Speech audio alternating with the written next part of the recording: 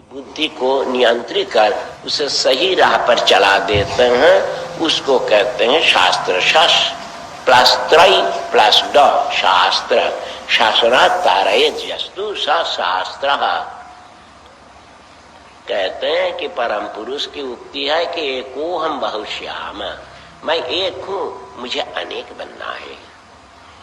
एक तत्व में आनंद नहीं है। विश्व ब्रह्मांड में तुम्ही लोग अपने मन में सोचो विचारो, अगर एक रहते तो रहना संभव था, पागल हो जाते। क्या जी बोलो ना, क्या यह बात सही नहीं है?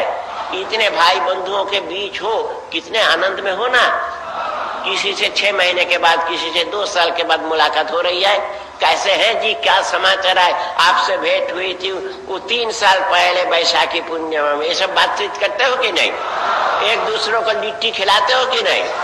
आइए आइए बैठिए, लिट्टी खाइए। हाँ, और अगर तुम अकेले होते कितनी तकलीफ होती, सोचो तो जी एक बार मन में। हाँ, विशेषकर महिलाओं को कितनी तकलीफ होती है। किसके लिए खाना बनाऊं? खाने वाला दुनिया में नहीं है। बोलो जी।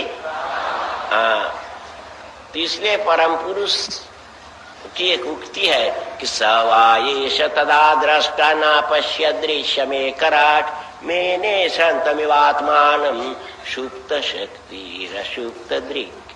हमारे परम पुरुष अकेले थे तो कितनी तकलीफ में थे। तुम ही लोग सोचो दी, तुम लोग तो विचारशील हो। हाँ, बहुत तकलीफ में थे, बहुत तकलीफ हो रही थी।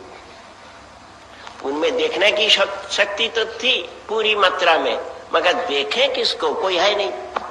कोई दूसरी सत्ता रहने से तब ना तुम लोग देखोगे जी। अगर कोई दूसरी सत्ता ना हो तो किसको देखोगे और किसको डांट फटकार भी करोगे? क्यों ऐसा हुआ? तुम्हारा आउटकम क्यों ठीक नहीं है? वचन दो आइंदे से काम ठीक होगा। ये सब किससे कहेंगे जी? अगर कोई दूसरी सत्ता ना हो, क्या तुम लोग की राय क्या है? मैं सही सही बात कर रहा हूं कि नहीं? हाँ, मानना पड़ेगा। तुम लोग ना बोलने से भी मानना पड़ेगा। तो इसीलिए उनके मन में भावना हुई कि मैं एक हूं, मगर अकेला कैसे रहूं? लीला करने के लिए 2, 3, 4, 5 चाहिए तो ठीक ना। और जहां तक हम सोचते हैं, हम उतना नहीं सोचे कभी, मगर जहां तक सोचते हैं हमारे परम पुरुष फैमिली प्लानिंग के खिलाफ है। वो नहीं चाहते हैं कि उनके बच्चों की संख्या सीमित हो। वो चाहते हैं अधिक से अधिक, तब ना लीला जमेगी जी, तब ना। तब लीला में मजा आएगा।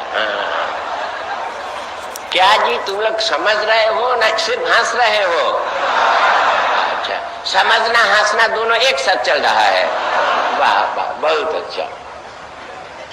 तो ये जो बढ़ते बढ़ते बीच बीच में इस धरती पर कई तुषार युग आए। उसके पहले जीव जगत उद्भिद जगत में जिस तरह का ढांचा था, जिस तरह की संरचनाएं थीं, वो भी वर्तित हो गई। उसके बाद बड़े बड़े जानवर हट गए और उनकी जगह पर छोटे छोटे जीव आए। एक जगह में मैंने कहा कि this age is not an age of big countries, weak countries and big animals। ये युग जो चल रहा है छोटे देशों के लिए और बड़े जानवरों के लिए नहीं है। बड़े जानवर को हटना पड़ेगा और छोटे छोटे देशों को वीक देशों के साथ मिलकर फेडरेशन या कन्फेडरेशन आखिर तक करना ही है, नहीं तो प्लानिंग ठीक से नहीं हो सकता है। Okay. This metamorphosis is going on even in the sphere of individual creatures, plants, animals.